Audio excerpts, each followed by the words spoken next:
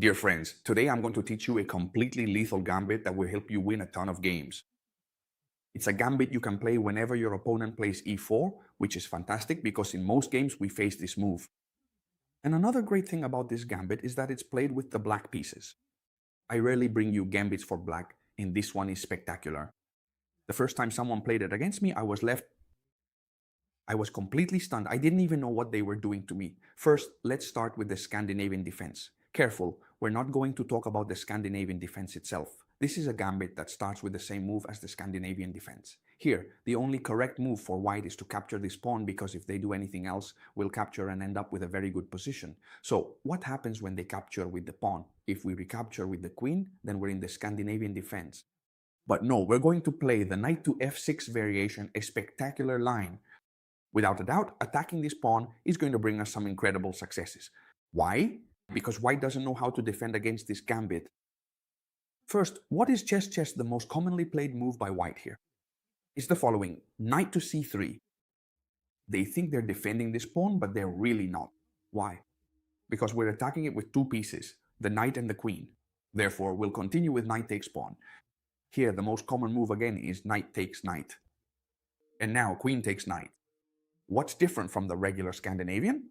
First, we have an amazing queen because she can't be chased away. There's no knight that can drive her out. So this queen is tremendous. And best of all, she hides some tricks that are extremely hard to stop. Our opponent won't be able to stop all these tricks.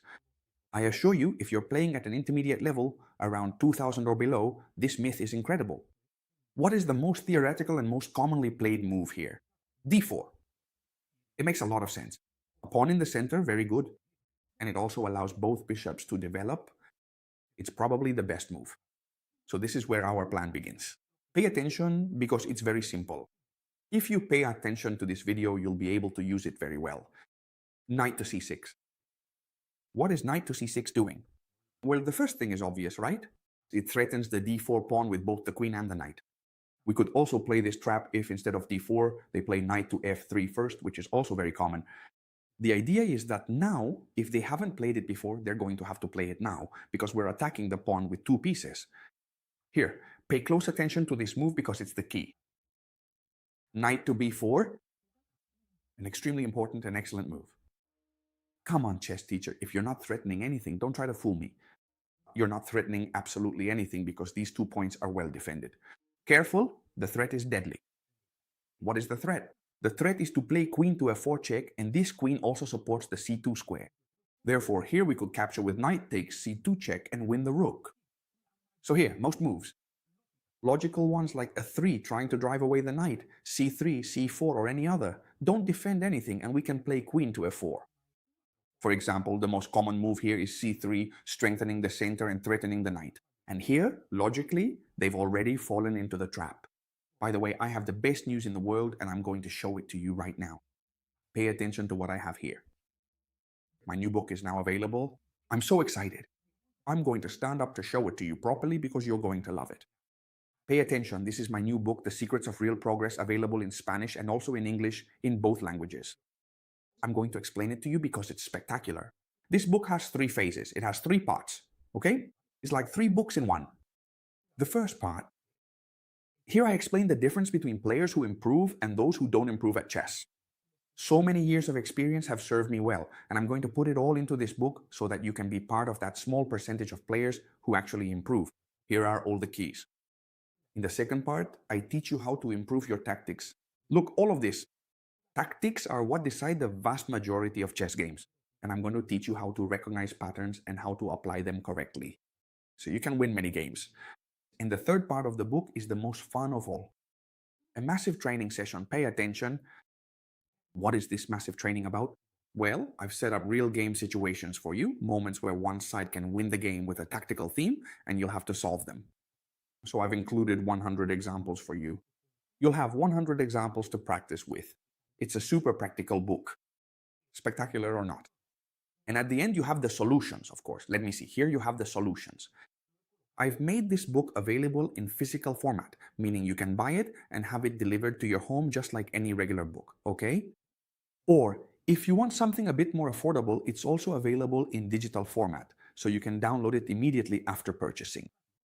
and you'll have it available digitally for your computer, your tablet, your phone, wherever you want, okay? And honestly, both options are very reasonably priced. Whether you want the book delivered to your home or you want to download it digitally, I'll leave the links down below in the description so you can get it either digitally or physically, okay? And both in Spanish and in English, you're going to love it, I assure you. This book is a great key to really start making progress, as the title itself says, in chess. All right, how should we continue? Let's get to the most important part with queen to e4. You remember what we were threatening here, right? Okay, we're threatening this, and whether they block with one bishop, the other, or the queen, the threat remains the same. Let me explain. If they block with the bishop, it's very simple. Check, and I take the rook. And if they come at you with the queen, really, don't worry, it's the same. They're not threatening your queen if you give a check first. Check, they have to move the king. We exchange queens. That's important, right? We exchange queens first and then capture the rook. All right? This is what's important. For example, the most common thing is that they block with the bishop, we jump in with the knight, check, and we take the rook. And the good thing about this line isn't just that we take the rook. Well, yes, but there's something even better. On top of that, they won't even be able to get this knight back. Let me explain, because this is really interesting. Now then, if they try to capture this knight, for example, by moving the bishop to attack it, we can always retreat to the c2 square because it's defended by the queen, and there's a little trick here that I'm going to show you now. Also, if you want, you can play queen to d5, attacking this spot, capture it, and then bring out the knight this way, all right? But pay attention to this little trick. They're threatening your knight, all right? We try to move it out. Now there's a move that seems to win back the piece. Bishop to d3, because it threatens the queen and the knight, both pieces at once. If you move the queen back, they'll take your knight. The idea is that here we have knight takes bishop with check, and when they capture, queen takes pawn. But there's a much more fun move, which is the one I always play when they try to win my knight, and that's queen takes bishop. Look at this beauty. We sacrifice the queen, right? They have to capture no matter what, because otherwise they're going to lose another piece, and then knight takes pawn with check. And I'm going to take the queen, for example, in this position. As you can see, if we count the material, we have 2 rooks and 2 pieces against 1 rook and 2 pieces. An extra piece. And now the line I'm going to show you is super, super, super important. Pay attention. There's a way for the white pieces that seems like they can save themselves. Or so it seems, right? Let's review first, because this is important. Move 4 to 5. How did we get here? Pawn takes pawn, and instead of capturing with the queen, we played knight to f6. Knight to c3, we capture, and after the exchanges here, they can play either knight to f3 or d4 first. Knight to c6, attacking this pawn with 2 pieces, knight to f3 defending, and now the key move, knight to b4. All right, first of all, you need to know one thing. For example, with c3, there is a way that seems like white can save themselves. After this check. Queen to a4 check, the correct move for white seems to be king to d2, a strange move, right?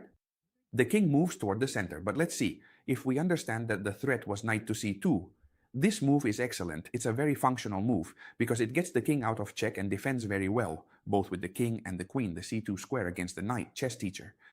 Has my attack ended here? No. First of all, good news for those of you with a bad memory. Here there's a line to force a draw if you want. You simply give check, the king can't come this way because of the knight. It has to go back either to e1 or e2. It's the same because we're going to give check. And here, if you want, you can keep repeating this over and over, and this will be a draw by the threefold repetition rule. Now then, for those of you who are like me and want to win the game, and also troll your opponent a little, you have a move available here that's spectacular. Pay attention. e6. Come on, Chesterker, you're going completely crazy. You're leaving your knight hanging. What's going on here? Well, this is going to be the mistake that ends up costing them the game. Why? Because if they take the knight, bishop takes pawn. Nothing more and nothing less than checkmate. With the bishop and the queen, we don't let the king escape anywhere, and there's no piece that can block. Therefore, this would be checkmate. Spectacular, isn't it? And now comes a very, very important part of the video, which is when they play c4 against us.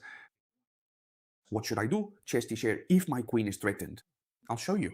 e4, d5, pawn takes pawn, knight to f6, knight to c3, knight takes d5, knight takes d5, queen takes d5, d4, knight to c6, knight to f3. I've switched to locomotive mode here, huh? I went fast, didn't I? The idea is that we're going to play knight to b4, right?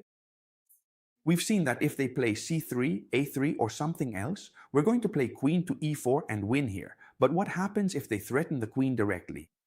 All right, let's stop and think for a moment. Let's reason this out. Are they threatening our queen? Yes, but we already wanted to move the queen, didn't we? We wanted to play queen to e4, check. All right, whether they block with a bishop, the other bishop, or the queen, it's the same, right? Knight to c2, check, and I take the rook. But what happens? We already know that the move that seems to get away is a king to d2, and now things change a bit. It changes a bit because now we can't give perpetual check anymore since the king escapes. So what do we have to do here? It changes a bit, but don't worry, it's very simple. The idea here is that we're going to do the following. We're going to play bishop to f5, a move that keeps up the pressure. Our position, don't tell me it's not wonderful. It's true that right now we don't have mate or anything like that for the moment, but the opponent's king is in the center of the board, very badly placed, and our pieces seem perfectly positioned, right? Both the queen and the bishop are attacking this point, which together with the knight, again threatens knight to c2, attacking the rook and also this pawn here, which is going crazy. Do you see it? So what do white have to do here? Careful, let your alarms go off because here the opponent has only one move, which seems very aggressive. I'll explain it to you. Queen to a4 is really the only move that offers any kind of counterplay, but don't worry because here we're winning. Let me explain. All right, they check us and take our knight. Don't worry, we pull the knight back, and on top of that, they pin our knight and can keep threatening us. Our opponent here is going to rub their hands together and say, it's impossible for me to lose. I'm going to win a piece. Don't worry, we're completely winning here. Many of you are probably thinking, I'll castle long, right? I'll put the rook here and they can't capture me because this pawn is pinned. Well, that's not a bad idea, but there's a much better one. The idea is to play this move directly because, yes, I know, you're thinking again, you're going crazy and leaving your knight hanging. Well, yes, and in fact, they have to take it because if they don't, we're going to capture this pawn. And after pawn takes pawn, queen takes pawn, we've won a pawn. The king is in terrible shape. The bishop is going to come in with check. The enemy is in a bad spot, or rather the opponent is in a bad spot. Sorry for the expression. And on top of that, we have an extra pawn. So here, there's nothing better than accepting the sacrifice and taking this knight. Oh, my friend, you've dug your own grave. Now, castling long is a fascinating move. Why? We check the king. It can't be blocked with the knight because we'd capture it, nor with the bishop because we'd capture that too. So here there's only one solution. And what is it? The king has to escape via c3. There's no other way, do you see? And now there's a brilliant move here. Let's see if you can find it. I'll just give you 3 seconds. 1, 2, and 3. It's rook to d3, check. They can only capture with the bishop. And now, queen takes bishop would be checkmate thanks to this bishop that can't be moved, or rather doesn't let the king escape, and this would end up being checkmate. So this concept is going to help you win a lot of games with black. Make sure to save this video so you don't lose it, because otherwise you'll be saying, where was that great chess teach video? And you'll never find it again. So save it well, give it a big like if you enjoyed it, and above all, stay tuned because this really is good news. This book is now available, and I'm completely convinced it will help you make real progress in chess. I've written it very well, easy for everyone to read. You're going to love it. And on top of that, it's fun because it has a practical section that you can study for a very long time. You know, right? Available in physical format if you're one of those who likes to receive it at home and have the physical book, or in digital format, which is even more affordable, okay? And you'll also have it available forever. So I'll leave the link in the description and you can choose Spanish or English, physical or digital. I hope you loved this video. Leave a big like. If you want more videos like this, subscribe to the channel so you don't miss any videos, and I'll see you tomorrow, as always, in the next video, friends. Goodbye.